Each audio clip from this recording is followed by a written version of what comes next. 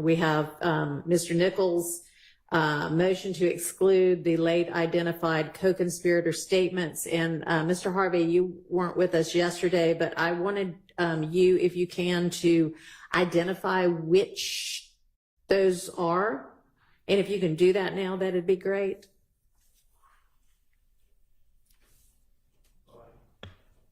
Am I up? Well, I think I don't know what the answer was yesterday, but The answer yesterday was, we're not really sure. Okay. Well, the motion was directed towards the same argument we've had, generally speaking, before. Number one, we went through all of this last year in November of 2023. Judge Glanville said, well, give us what you intend to introduce as co-defendant, as co-conspirator statements 801D2E. Right. The state provided 3. And again, I'm just repeating myself. So our motion was a renewed motion to say, look, anything they've given us now in August of 2024 should be excluded. So it's kind of global. All right. Can I ask a little more specifically? I know that they had just provided or identified statements that were within the wiretaps. Yes. Is it those? And it is, among others. That's included in anything, and we'll make that more specific since we just got that. But our first, plan A is, hey, Judge, don't let them use any of that. Plan B is we'll be more specific with regard to what we consider to be inadmissible in the wiretap, and that may take some time. Okay. So other than what's in the wiretaps, are there other co-conspirator statements that you believe are only, now late identified? I think there may be some jail calls. Okay. Not of Mr. Nichols, but of others. All right. I need you to be real specific in the next couple of days and get something filed by close of business Friday that identifies exactly what. And if it is everything that they just gave you and identified as the wiretap stuff, I mean, that's fine. You'll know what that is. If there's anything else, let me know that. And then you don't have to file, but if you can put together something sort of like, what I think Mr. Schardt had it can be in an email, but something, and Mr. Steele had, I think, filed a motion. I don't care how you do it, but just give me and them something that is, okay, it's this part of this statement for this reason. And then I'll, of course, hear from them to establish whether it is, in fact, satisfying the evidentiary rules or not. But so that next week we can target and be targeted about what we're dealing with. Can you do that for me? I will give it we will give it our best efforts. Thank you. Yes, sir. Your Honor, Yes. can I just comment on that with Mr. Harvey? See, Mr. Harvey, I was helping him open these files on his computer, which he doesn't fully understand. He's old school. Yeah, I know, he's old school. So I had to, so in these files that the state has sent us, Right. and there's, and I mentioned this the other day, there's somewhere between 150 and 200 calls. And they're like not all, but some of them are 5 minutes, some of them are 15 minutes. And then they're wiretap calls. Yeah. Some of them are longer than that. And to the extent that we're supposed to, we're gonna follow what Your Honor says, but the reality is you're asking us to identify things That you don't even know if they're going to use. We don't. Yeah. Okay. That's just the whole point. We haven't been put on notice. So then we don't exactly have from the state, because I don't know if I got copied on it, but if I did, I didn't look at it yet because that's not really my job. But So y'all have said, here's this 15-minute phone call. Y'all haven't said statement where so-and-so says XYZ at minute 5. Is that right? You've just said, here's the entirety of this.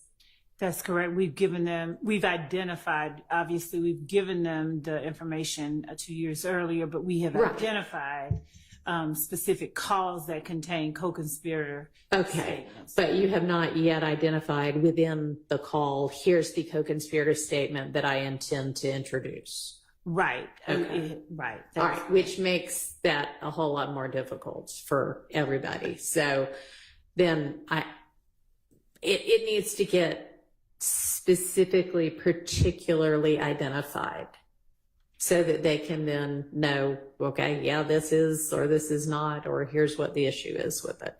And we're going to be deciding it next week. So, all right, then Do I you get can a- hold off on I was looking until for you the get brief. what they actually Thank you. are identifying as, here is the actual statement we assert to be a co-conspirator statement that we intend to use. Thank Think you. also about whether y'all intend to use it, not just could it pass as one, okay? All right, so that's one thing. We are going to do the motion in limine regarding the PowerPoint. The state is going to get to the defense what y'all actually propose to use. You mentioned yesterday if there's some slides you won't use at all, some slides you won't have the writing on them. So get what you actually think you intend to use to them so that we can deal with that. We've got Mr. Ryan's motion to suppress the statement because of the incomplete Miranda. If y'all think that there is some law under which y'all can get parts of that statement in, I'm going to need to know that before Monday. We have Mr. Ryan's motion, which may have just gotten filed today, to exclude what they assert to be 404B bad act evidence that they allege is not really intrinsic evidence. So we'll deal with that issue. Mr. Huey's motion to exclude a photo ID by somebody, and the name's escaping me right now, but somebody who is since deceased. So if y'all think there's a way to get that in, I need that law also. The wiretap evidence, is that the same thing as the co-conspirator statements, or are there other portions of the wiretap universe that are also going to potentially come in? There are other parts of the wiretap universe that are potentially Okay. coming in. And additionally, there are, in addition to the wiretap co-conspirator statements, as we mentioned yesterday, there were social media and phone dump data that we intended to provide as well prior to Friday with specifics. Okay. All right. And then I believe somebody said they intended to file, but I didn't see anything filed yet. And maybe I'm not remembering this wrong, but there was a Bruton issue about somebody's statement. Y'all were going to try to figure out whether you could just redact it satisfactorily yourselves. So that's something we'll deal with next week. Okay. And then I have a note down that there was one portion of, I believe, the January 6th statement that has not yet been played. January 6th, am I right on that, or January 10th? January 10th statement by Mr. Copeland. What was the date? Whatever the not January, y'all, I'm sorry, June 10th? June 6th? June 10th.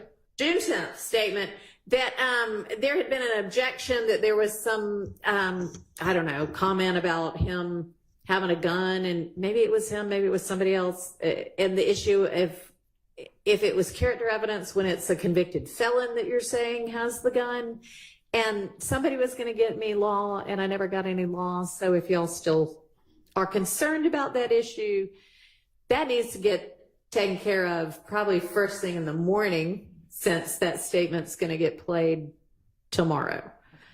And if you want to find something and email it tonight, that's fine. And then if we get around to it, maybe we can go over the list of the exhibits and what has been admitted and what hasn't. I think that is an awful lot to tackle next week. I think we're going to have a busy week. I hope we can get through all of that. Maybe not the exhibit list, but it's still out there to be tackled as well. So I want us to be ready to go on whatever those arguments are next week. I don't want next week for y'all to say, oh, I hadn't really gotten to that yet. Okay?